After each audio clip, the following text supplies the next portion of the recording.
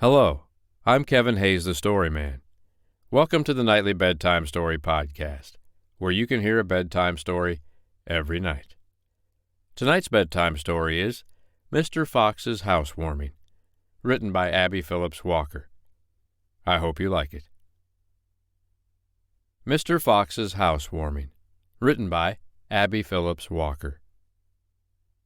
Mr. Fox had been so much disturbed by Mr. Dog and his master that he decided to try living somewhere besides on the ground floor of the woods. One night he took a look around in the moonlight, and to his delight he discovered the very place for him to live. It was a house built in the branches of a big tree that some boys very likely had made the year before.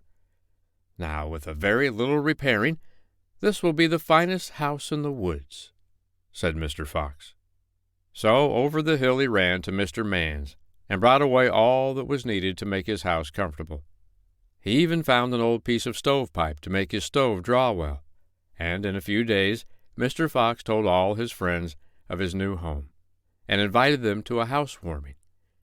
Mr. Coon and Mr. Possum and Mr. Squirrel were not at all upset by finding out that Mr. Fox's new home was in the big tree, but Mr. Rabbit and Mr. Badger looked very sad, and said it was out of the question for them to accept Mr. Fox's kind invitation, much as they would like to come.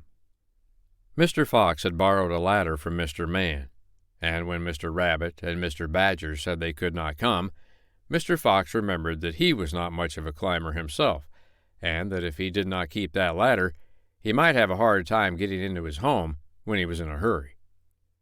So he decided that Mr. Man would not need it as much as he would, and that it would also make a nice addition to his home.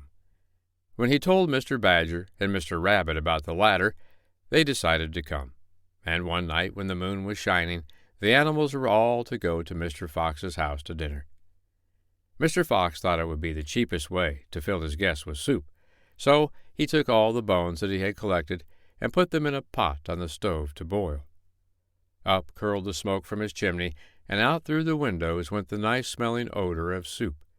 And Mr. Dog, who happened to be running through the woods, saw and smelled as well. He wagged his tail and looked up at the house and the tree. Then he whined and scratched the tree, and as he danced about, with his eyes fixed upon the house all the time, he bumped into the ladder. "Ah, how fortunate!" he said.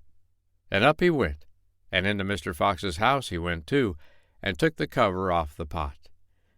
It did not take him a second to remove the pot from the stove and pour out the soup in the sink, and cool those bones. And then, such a feast as he had! He ate until he became sleepy. Then he lay down on the floor and went to sleep.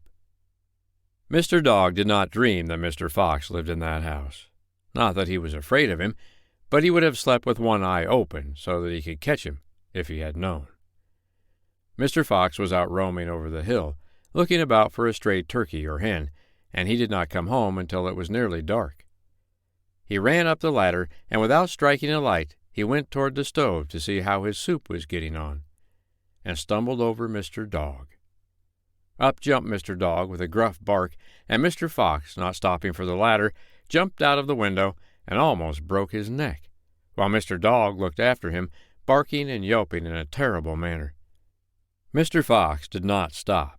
He kept on running, and Mr. Dog, thinking of the bones he did not finish, turned away from the window and began to eat. While he was eating, the guests for the housewarming began to arrive. Mr. Coon did not need the ladder to help him, or Mr. Possum either, nor did Mr. Squirrel, but as it was there they felt it would not be polite to enter any other way.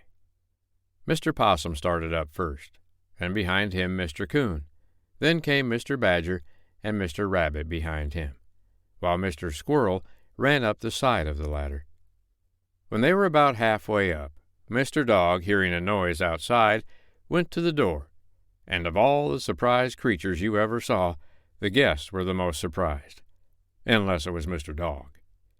He forgot to bark for a second, he was so taken back. Then he recovered, and out the door he went.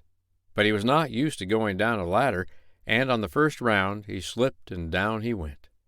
The guests started to jump just as Mr. Dog barked, but they were not out of the way, when Mr. Dog fell, and down they all tumbled, Mr. Dog, Mr. Possum, Mr. Coon, and Mr. Badger. Mr. Squirrel jumped too, but he jumped for a limb of the tree and was not in the mix-up. He said it was the funniest sight he ever saw, and he had a fine view from where he sat.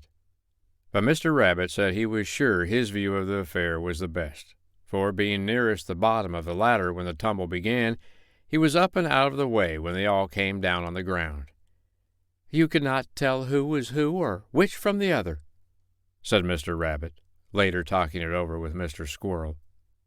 It was a long time before Mr. Fox could make the guests believe he had not planned to have Mr. Dog at his housewarming, but when Mr. Squirrel told them that he had seen the bones on the floor and the kettle in the sink, they finally forgave Mr. Fox.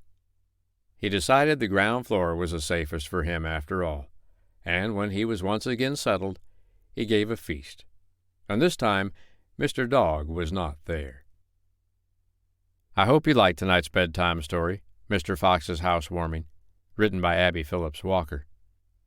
Well, that was more of a surprise housewarming. Everybody was surprised when they were falling through the air in a big squalling and screaming ball on their way to the ground, huh? I'm still not sure who had the best seat, the squirrel or the rabbit. Well, I guess that's for you to decide. I'm Kevin Hayes, the Storyman. I'll be here tomorrow night to read you another bedtime story. But for tonight, good night.